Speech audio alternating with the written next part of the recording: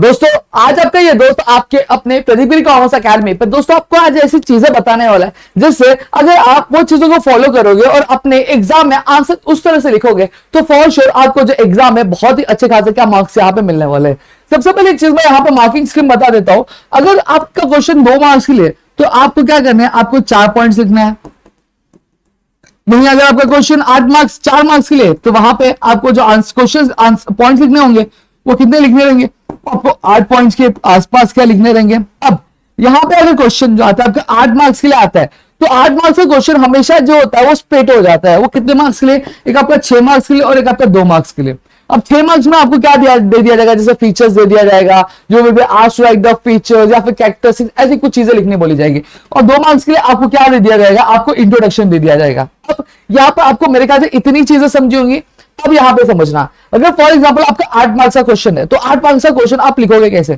सबसे पहली चीज आपको इंट्रोडक्शन आ जाएगा। अब इंट्रोडक्शन जो होगा वो आपके आंसर का होगा, जो आपका 2 से 3 लाइन का होगा। देखो लाइन क्या होता है, ये आपकी लाइन होती है।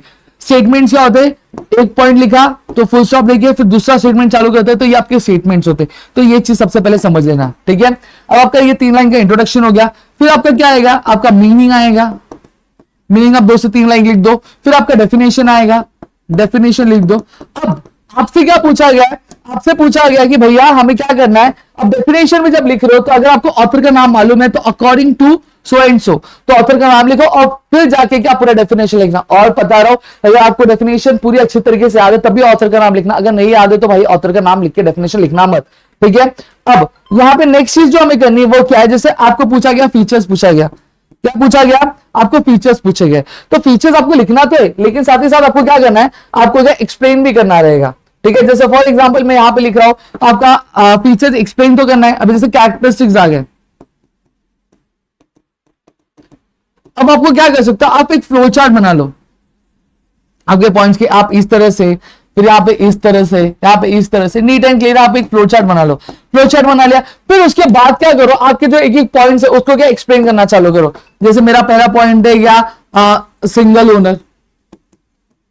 अब सिंगल ओनर में लिख रहा हूं तो मैं क्या करूंगा, ज्यादातर स्टूडेंट जो होते हैं कॉमर्स डिपार्टमेंट वो क्या करते हैं, वो ये करते हैं जिस लाइन में सिंगल ओनर लिखा वहीं पे कोलन डाल के लिखना चालू कर देते हैं। लेकिन ये गलती मत करो, आप क्या करो, ये स्पेस छोड़ दो, फिर इसके नीचे से आपका जो भी एक्सप्लेनेशन होगा वो लिखो।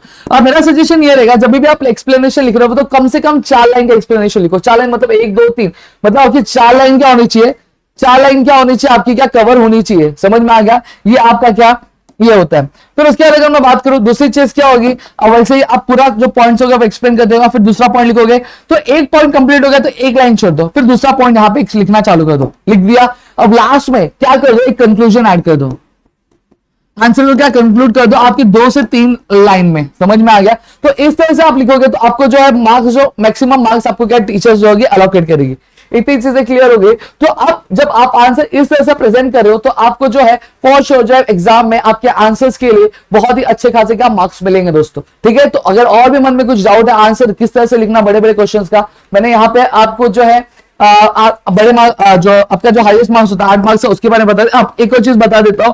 अब जब आपके फॉर एग्जांपल ये आपके पेज की मार्जिन है, आप क्या करते थे, यहां से पॉइंट लिखते थे, लेकिन अब ये चीज छोड़ दो, आदत छोड़ दो। अब आप जब भी पॉइंट्स लिखोगे तो आपको क्या करना है, आपको यहां से लिखना है, ये पॉइंट लिखना है, फिर उसके बाद नीचे मैंने बोला एक्सप्लेनेशन इस तरह से, फिर पॉइंट लिखोगे तो यहां से, फिर ऐसे, यहां से, फिर ऐसे जो भी आपका पॉइंट होगा वो आप क्या एक्सप्लेन करोगे दोस्तों। क्लियर हो गया। और यहाँ पे एक और चीज बता दूं, अगर आपका हेड पॉइंट होता है, हेड पॉइंट को क्या डबल अंडरलाइन कर दोगे तो टीचर की नजर में डायरेक्ट जाएगा। मैं आपकी जानकारी के लिए बता दूं, जब कभी भी टीचर पेपर चेक करते हो तो सारे एक एक लाइन नहीं पढ़ती है, वो जो आप हेड पॉइंट से आपने लिखा है, ठीक है, आपने कितना लाइन लिखा है वो आपको क्या चेक करके क्या देती है, ठीक है। तो मेरे ख्याल से आपको चीज समझी होंगे। और ये जो चीज थी वो 11th और 12th दोनों ही स्टूडेंट्स के लिए थी, तो आप दोनों ही क्या इसको फॉलो कर सकते हो। और साथ ही साथ वीडियो अच्छी लगी तो प्लीज वीडियो को लाइक करो, चैनल सब्सक्राइब नहीं किया तो चैनल को सब्सक्राइब करना, अपने दोस्तों शेयर कर, आगे से और कई सारे वीडियोस हम आपके लिए कर सके आपके अपने प्रदीप कॉमर्स अकेडमी में दोस्तों।